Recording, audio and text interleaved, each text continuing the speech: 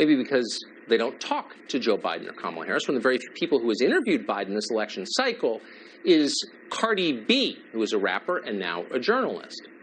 That may explain the silence. Our next guest has argued that Joe Biden should not have done the interview with Cardi B, and of course she's been attacked for suggesting that. Anyone who thinks freely is attacked. Candace Owens definitely thinks freely. She's the author of Blackout, How Black America Can Make Its Escape from the Democrat Plantation. We're happy to have her on tonight. Candace, thanks so much for coming on. So Thank you so much for having me. You made what I thought was a pretty sensible case that this is not a journalist, this is actually a pretty repulsive person, and Biden shouldn't dignify her with this interview. What happened next?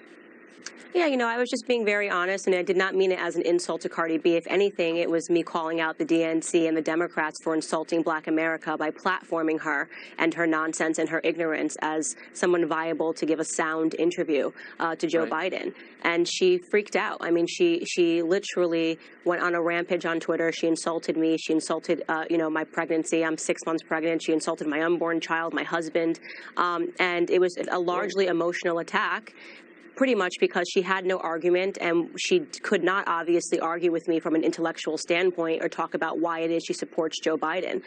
You know, what we saw in that interview between her and Joe Biden was pure puppetry, and that's what we see over and over and over again. Look, I think it's a manifest of the bigotry of low expectations when Joe Biden, who has been in his basement for the entire year, decides to make an appearance and to speak to Black America through Cardi B, who is barely literate, and she's offended by me saying that, but she's already proven that I was correct in that assessment in her responses to me. Interesting. So that was so if you could flesh out a little bit your critique. So your point was she's not the right representative for Black America. This is patronizing to single her out to get the one interview. Why do you think she specifically is the wrong person for Biden to be talking to? You know, I know that you've covered her most recent song. It's about, it's literally about female genitalia, you know, and she's encouraging other women to use their female genitalia in all of these different ways. So that's first and foremost. I would challenge Joe Biden to read the lyrics to her last song aloud.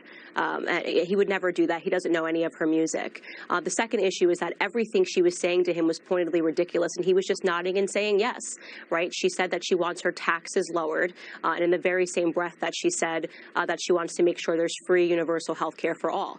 It sounded like to me an 8-year-old girl reading a Santa list, a list to Santa. Here's what I want, and I want it now, and none of it really makes any sense.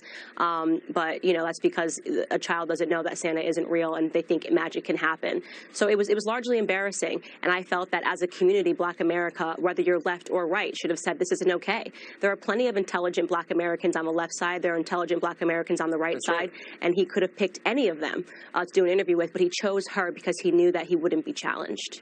So you think that's what it was? That he just knew that it would be easy for him. His handlers knew that. Absolutely. I mean, you know, you got Joe Biden, who is going senile anyways, and he doesn't do well when somebody does fluster him or challenge him. And you have Cardi B, who knows virtually nothing about politics. She knows absolutely nothing other than her handlers telling her you need to stand behind a Democrat. That's interesting. It's shocking to me that you were attacked for making what seems like a very reasonable point. Right. And you know, I was really attacked, which was interesting, was more by the media. And eventually she ended up deleting her 9 posts to me because even her fans were telling her, tap out, you know, you're in way over your head trying to debate politics. But the media came to her defense. And to me, that was Joe Biden and the DNC freaking out because I embarrassed them. I made a point, I made a sound point, and people saw in her response how uneducated she is about politics, making up things Trump has never said, that conservatives have never said, platforms we don't stand on. She just knows orange man bad, Republicans racist wrong, and that's all we really got out of her. There's a real penalty for telling the truth right now, and I think you know that maybe better than anyone else. Candace Owens, I'm really glad you came on tonight. Thank you for doing that. Thank you. Well, we are out of time. It's been an action-packed show, but we will be back tomorrow and every weeknight, 8 p.m. The show that's a sworn enemy of lying, pomposity, smugness, and groupthink. Have the best night. Sean Hannity takes over from New York. All right, Tucker, thank you, and welcome to